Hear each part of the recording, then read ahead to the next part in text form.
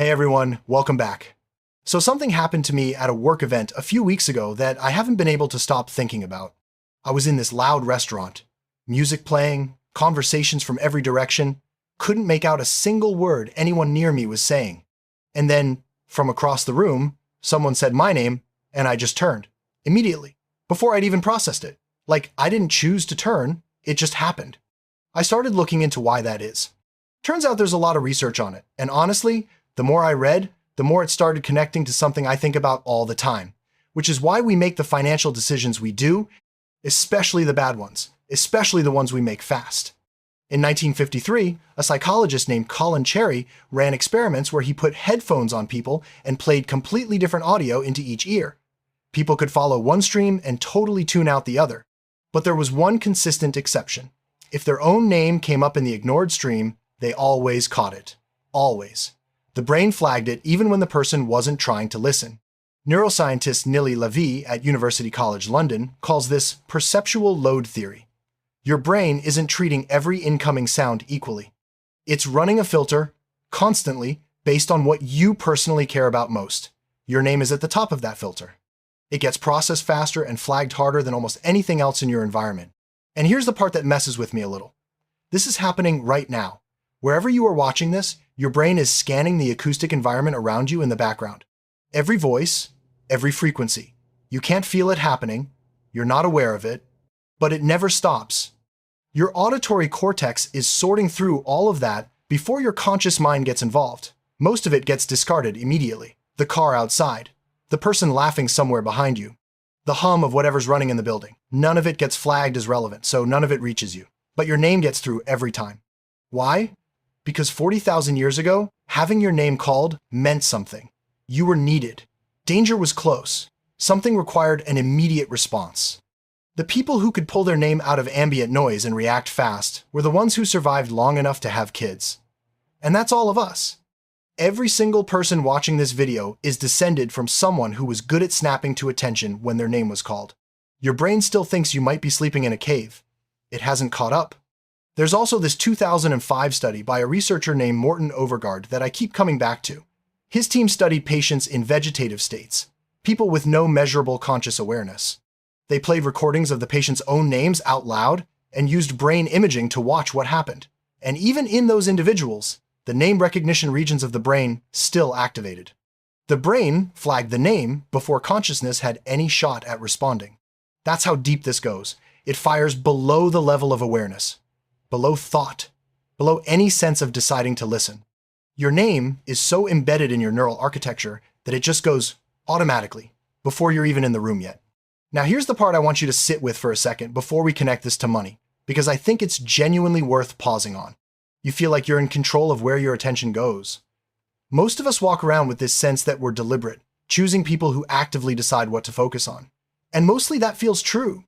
But what this research is showing is that underneath all of that, your brain has a priority list running completely without you. You didn't design it. You can't access it directly. You can't override it in real time. It just runs. And it's been running your whole life. And what's on that list isn't just your name. It's anything that got wired in through years and years of emotional repetition. Fear words, threat words, words that historically meant danger or loss or something you needed to respond to fast. So let's talk about money now, because this is exactly where it gets uncomfortable. When you're watching financial news and you hear crash, collapse, recession, crisis, your brain is not processing those words neutrally. It is pulling them out of the noise exactly the way it pulls your name, flagging them, demanding your attention before your rational mind has any chance to step in and evaluate whether the threat is real or whether it's just a network that needs you scared enough to keep watching. Think about the last time a scary financial headline got your attention. Did you go read the actual data? Did you look at your portfolio and run the numbers? Or did you feel the pull of dread first and then go looking for reasons to justify it? Most of us, if we're honest, feel the dread first. The brain fires. Then we rationalize. One more thing from the research that I think about a lot. Your brain would rather generate a false alarm than miss a real one. That's actually why you sometimes spin around in a crowded room, because you thought someone said your name and nobody did.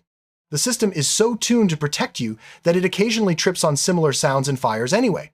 Scientists call this a false positive. The brain made the calculation, somewhere back in evolutionary history, that the cost of missing your name in a genuine emergency was so high that a few unnecessary head turns were worth it. That exact same trade-off plays out in your investment account. When your brain sees something that pattern matches to financial danger, it fires before your logical mind can step in. And then you react, you sell, you move things around. You do something, because doing something feels like responding to a threat, and responding to threats is what your brain was built for. The problem is, your brain was not built for a brokerage account. It was built for a world where slow reactions got you eaten. A world where, if something looked like a predator, you ran first and checked later. That instinct kept your ancestors alive. Applied to a long-term investment portfolio, it mostly just costs you money. I noticed this in myself, and I want to be honest about it because I think it's easy to talk about behavioral finance in a way that makes it sound like it only happens to other people. I can be completely settled about my investment strategy for weeks, totally calm, and then one headline will pull my attention and I'll feel this urge to do something, anything, just to feel like I'm responding.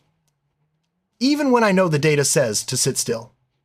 Even when I've told you in previous videos that sitting still is usually the right call. That's not me being irrational, that's 40,000 years of wiring that was never updated for this particular problem. And here's what makes it worse. Financial media knows this. The words they choose are not accidental. Crash, collapse, meltdown, bloodbath. These are not neutral descriptors. They are words chosen specifically because they activate the same threat response system we've been talking about. They are designed to pull your name out of the noise. Except instead of your name, they're pulling your fear. And your fear is just as hardwired as your name is. Knowing this doesn't make you immune to it. I want to be clear about that. I still feel it. You'll still feel it. But knowing it creates something valuable, which is a small gap between the stimulus and your response. And in that gap is where good financial decisions actually happen.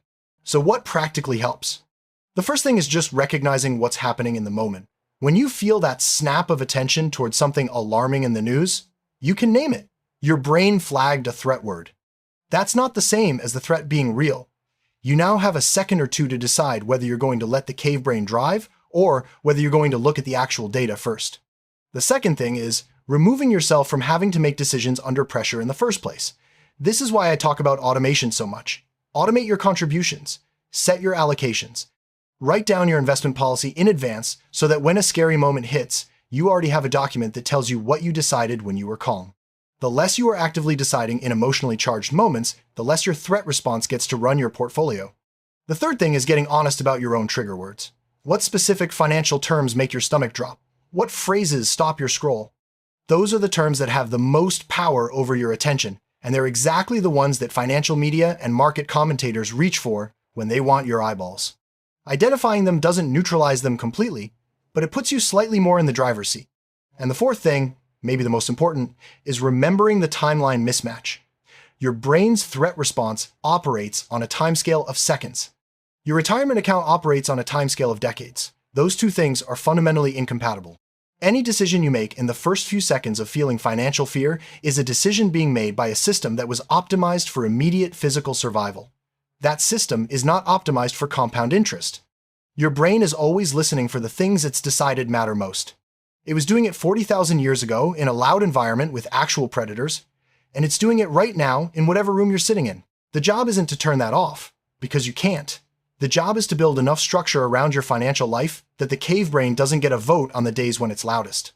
All right, if any of this landed for you, hit the like button. It genuinely helps more people find this content, and I appreciate every single one. Subscribe if you're new here. We do this every single week. And drop a comment below. Tell me whether you've ever made a financial move in a moment of panic and immediately wished you hadn't. I think most of us have at least one story. I'm genuinely curious to hear yours. See you in the next one. Peace.